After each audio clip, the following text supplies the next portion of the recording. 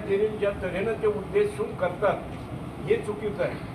शासनाचे जुने कागद आहेत ते, परंतु आता सुप्रीम कोर्टाने हे काढलेलं आहे की कोणीही असं उद्देशून म्हणू नये। इम्तियाज जलील एका मोठ्या पदावर राहिलेला माणूस आहे, इम्तियाज जलीलला ते सोबत नाही आणि म्हणून इम्तियाज जलीलला म्हणायलाच नको पाहिजे होतं। त्यांनी शासनाचा आधार घेऊन, कागदाचा आधार घेऊन की मी हे शासनाच्या कागदावर आहे म्हणून मी बोललो, काही गरज नव्हती बोलायची। महत्त्वाच्या पत्रकार परिषदेला आलेले सर्व इलेक्ट्रॉनिक मीडियाचे पत्रकार, प्रिंट मीडियाचे पत्रकार, सर्व मीडियाचे संपादक, आपण ह्या पत्रकार परिषदेला आवर्जून आला त्याबद्दल मी आंबेडकर कृती समितीच्या वतीने आपलं सगळ्याचा आभार मानतो आणि पत्रकार परिषद संपली असं जाहीर करतो।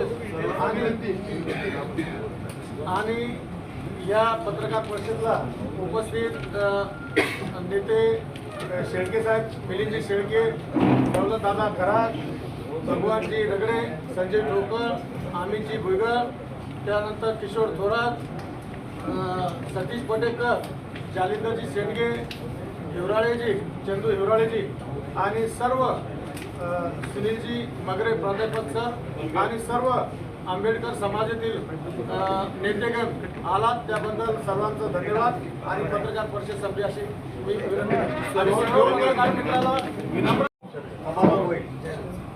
हा मार्ग नाही।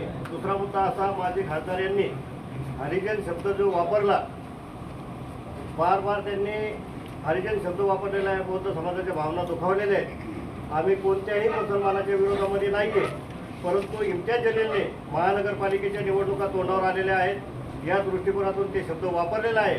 म्हणून या ठिकाणी आम्ही त्यांचा जाहीर निषेध करतो आणि 23 तारखेला जो मोर्चा आहे तो भव्य मोर्चा या ठिकाणी निघणार आहे अशी मी आपल्या सर्वांना सांगतो। 23 तारखेच्या पहिले इम्तियाज जलीलांनी जर माफी मागितली तर मोर्चा स्थगित करणार? मोर्चा अजिबात स्थगित होणार नाही। परंतु इम्तियाज जलील माफी मागण्याच्या मूडमध्येच नाहीये। कालही त्यांनी डॉक्टर बाबासाहेब आंबेडकरांच्या चळवळीत जे काम करतात, मी त्यांचा बाप आहे असा उल्लेख केलेला आहे। म्हणजे आमचा बाप काढण्यापर्यंत इम्तियाज जलील यांची गुर्मी वाढलेली। त्याच्या अगोदरही त्यांनी जे उद्योजक आहेत बौद्ध समाजाचे, मागासवर्गीय समाजाचे, त्यांनाही त्यांनी गँग शब्द वापरला। या छत्रपती संभाजीनगरमध्ये एका माजी खासदारांना गँग शब्द वापरला होता, तर संपूर्ण चळवळीच्या वतीने आम्ही त्यांना माफी मागायला भाग पाडलं होतं। परंतु इम्तियाज जलील यांची गुर्मी दिवसेंदिवस वाढत आहे। ते रोज प्रेस समोर येऊन आमच्या विशिष्ट भावना दुखावण्याचं मुद्दाम काम करत आहे, त्याच्यामुळे तो माफीचा प्रश्नच नाही। आणि इम्तियाज जलील हे हॅबिच्युअल क्रिमिनल आहेत। बौद्ध समाज, मागासवर्गीय समाज, एससी समाजाबद्दल जाणीवपूर्वक ते गळ ओकतात। त्यांच्यावर आतापर्यंत 4 ॲट्रॉसिटीचे गुन्हे नोंद आहेत आणि ॲट्रॉसिटी ॲक्टनुसार जर 4 गुन्हे नोंद असतील तर प्रावधान आहे ॲक्टमध्ये की त्यांना तडीपार करण्यात यावं। उलट आमचा पोलीस प्रशासनाला सवाल आहे की इम्तियाज जलील यांचा तुमच्यावर असा काय दबाव आहे की ते 4 वेळेस आमचा अपमान करतायत परंतु तुम्ही त्यांना अटक करत नाहीत? म्हणजे पोलीस प्रशासनावरच इम्तियाज जलीलला सांगतायत की मी श्रद्धांजली सभा आयोजित करणार आहे पोलिसांची। तर माणूस हात राहिला आल्यावर किंवा ज्यावेळेस तुमचे आतंकवादी विचार असतात त्यावेळेस तुम्ही पोलिसांना नाकारायचं काम करता। म्हणजे आज इम्तियाज जलील कोर्टापेक्षाही मोठे झालेत, पोलिसांपेक्षाही मोठे झालेत। ज्या पोलिसांनी किरडपुऱ्याच्या दंगलीत इम्तियाज जलील यांचा जीव वाचवला त्याच पोलिसांना श्रद्धांजली देण्याचं काम इम्तियाज जलील करत आहे। याच्यावर लक्षात येतंय की इम्तियाज जलीलला स्वतःला किती उच्च कुठे समजतायत। त्याच्यामुळे ते माफी मागण्याचा प्रश्न नाही, उलट त्यांना जातीय ध्रुवीकरण घडवून आणायचं आहे। आणि म्हणून ते मुद्दा बौद्ध समाजाला, मागासवर्गीय समाजाला, एससी समाजाला उचकावण्याचं काम करत आहेत। त्यांचे स्टेटमेंट जर बघितले तर ते उचकावण्याचे जाणीवपूर्वक, त्यांचा वाद वेगळा राजकीय कुणाशी असेल परंतु ते समाज म्हणून जाणीवपूर्वक आम्हाला का टार्गेट करतायत, हा आमचा प्रश्न आहे। ते जामनात पण घेणार नाही असं पण म्हणतात।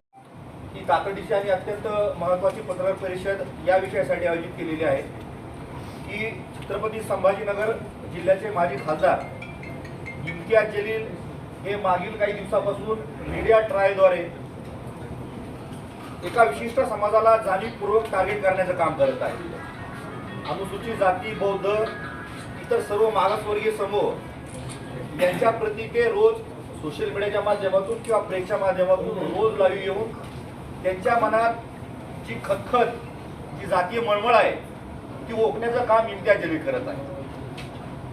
त्यांनी या संदर्भात कुणाकडून पान सुपारी घेतली किंवा काय घेतलं या संदर्भात आम्हाला जायचं नाही। त्यांचं कुणाशी काही राजकीय वैर असेल, राजकीय आरोप प्रत्यारोप होत असतील त्याच्यातही आम्हाला जात नाही। परंतु तुम्ही एखाद्या बौद्ध समाजाच्या किंवा अनुसूचित जाती जमातीच्या नेत्याला टार्गेट करत असताना त्या नेत्याच्या संपूर्ण समाजाला जर गुन्हेगारी जमातीचा शिक्का लावणार असाल किंवा त्या जातीची त्या समूहाची तुम्ही जाहीर बदनामी करत असाल तर ती निषेधार्ह बाब आहे.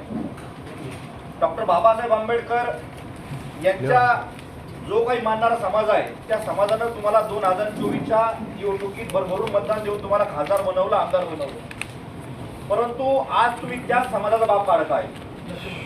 आज तुम्ही त्या समाजाला आर्थिक प्रगतीपासून रोखण्यापासून परावृत्त करत आहे आणि या अनुषंगानं दलित समाजाच्या वतीनं, बौद्ध समाजाच्या वतीनं, अनुसूचित जाती जमातीच्या वतीनं त्यांच्यावरती विविध पोलीस स्टेशनमध्ये ॲट्रॉसिटी ॲक्टनुसार गुन्हे नोंद केलेले आहेत आणि त्यांच्या अटकेसाठी कारवाई करण्यात यावी आणि आमची पुढील भूमिका जी काय असेल ती विषद करण्यासाठी आजच्या पत्रकार परिषदेचं आयोजन करण्यात आलेलं आहे. या ठिकाणी केलेलं आहे आणि सातत्याने ज्यावेळेस ते प्रेस कॉन्फरन्स घेतात त्यावेळेस त्यांच्या बोलण्यातून हे दिसतंय. मध्यंतरी ज्यांनी जे शब्द वापरले ते सुप्रीम कोर्टाने त्याच्यावर बंदी घातलेली आहे. ते स्वतः पत्रकार राहिलेले, एकदा आमदार राहिले, एकदा खासदार राहिलेले, ते सुशिक्षित आहे. या सगळ्या गोष्टी माहीत असल्याच्या नंतर सुद्धा त्यांनी बौद्ध समाजाला हिनवण्याचं काम त्या ठिकाणी केलं आणि संपूर्ण बौद्ध समाजाची, सगळ्या बौद्ध समाजावर हे अपशब्द वापरून त्या ठिकाणी त्यांनी भावना दुखवलेल्या आहेत. आणि म्हणून सर्व बौद्ध समाजातल्या, आमच्या मागासवर्गीय समाजातल्या बांधवांनी पोलीस स्टेशनमध्ये जाऊन त्यांच्या विरोधात ॲट्रॉसिटी ॲक्ट प्रमाणे गुन्हा दाखल केलेला आहे. ते एवढं झाल्यावर सुद्धा थांबत नाहीये. सातत्याने मागासवर्गीयाच्या साठी या महाराष्ट्रात आणि देशामध्ये जे सरकार काही स्कीम असतील त्या स्कीम सुद्धा मागासवर्गीयांसाठी, त्या स्कीमच्या बद्दल सुद्धा ते सातत्याने बोलताय. मागासवर्गीयांचे काही ठराविक लोक, मला आपल्या प्रेसच्या माध्यमातून सांगायचं आहे की आज या ठिकाणी संपूर्ण समाजातील बांधव या ठिकाणी आलेले आहेत. फक्त कोणत्या स्कीम घेणारे लोक नाही, मी स्वतः त्याच्यामध्ये आहे. आजपर्यंत आम्ही कोणत्या प्रकारची स्कीम घेतलेली नाही, परंतु आमच्याही भावना आहेत. आम्ही त्या जातीमध्ये येतो. अशा अनेक लोकांच्या, बौद्ध समाजाच्या सगळ्या भावना दुखावल्या असल्यामुळं आम्ही पोलीस स्टेशनमध्ये जाऊन त्या ठिकाणी गुन्हा दाखल केल्याच्या नंतर सुद्धा इम्तियाज जलील यांना अरेस्ट होत नाही. म्हणून 23 तारखेला संपूर्ण बांधव समाज म्हणून आम्ही एकत्र येऊन डॉक्टर बाबासाहेब आंबेडकर अत्याचार कृती समितीच्या वतीनं या ठिकाणी एक प्रचंड मोर्चा आम्ही या ठिकाणी आयोजन केलेला आहे आणि तो मोर्चा आम्ही त्या ठिकाणी 23 तारखेला काढणार आहे. तो पत्रकार परिषद का एक विषय था कि जो माजी खासदार है इम्तियाज जलील, उन्होंने जो अपशब्द बौद्ध समाज के लिए यूज किया और उन्होंने जो पत्रकार परिषद लेके जो उन्होंने हरिजन शब्द जो यूज करा वो बौद्ध समाज का अपमान हो रहा है और एक जाति का अपमान किया जा रहा है. बौद्ध समाज उनके ऊपर नाराज है क्योंकि बौद्ध समाज ने, उन्होंने जब खासदार की लड़ी थी, आमदार की लड़ी थी, तो बौद्ध समाज ने बढ़ चढ़ कर एक हमारे जो लेडीज हैं उन्होंने किसी की शादी होंगी, किसी का मंगलसूत्र होगा, किसी के डिपॉजिट पैसे होंगे, उनके इलेक्शन के लिए उन्होंने पैसे दिए थे. वो पैसे देकर खासदार इम्तियाज जलील को चुन कर लाए थे क्योंकि उन्होंने वो भान नहीं रखा. इम्तियाज जलील का जो मगरूर है, जो मगरूरपना है वो ज़्यादा उनमें आया, उनको तकब्बुर बहुत आया.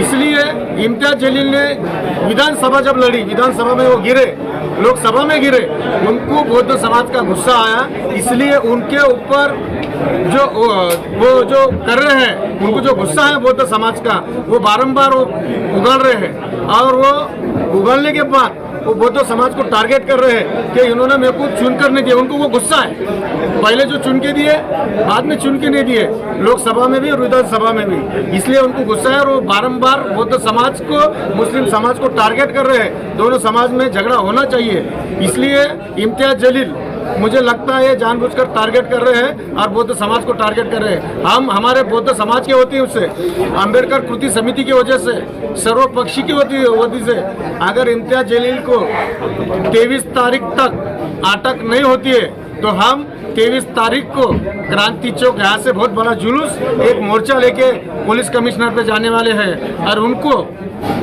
अटक कैसी नहीं होती है हम देखने वाले हैं। उन्होंने कहा है पुलिस अगर अटैक करती है तो वो जमानत नहीं देंगे। वो पुलिस प्रशासन का काम है, वो पुलिस प्रशासन का काम है। अगर वो पुलिस वालों को धमकी देती है, पुलिस वालों को मार डाल रहे हैं, उनको उनका वो मैयत उठा रहे हैं, तो वो पुलिस वालों को भी चैलेंज कर रहे हैं। उनमें ऐसी क्या गुर्मी है, ऐसा क्या हुकुमशाह है क्या? वो क्या वो कायदे से बढ़कर है जो उन्होंने अटक होगा और जामीन नहीं लेंगे? ये कायदे के खिलाफ लोगों को भड़काने का काम, दो समाज में तेज निर्माण करने का काम इम्तियाज जलील कर रहे हैं। उन्होंने वो एक लिखे पढ़े खासदार बोलते हैं, हम मानते हो लिखे पढ़े, लेकिन लिखा पढ़ा होने के बाद अनपढ़ जैसी बातें नहीं करना चाहिए।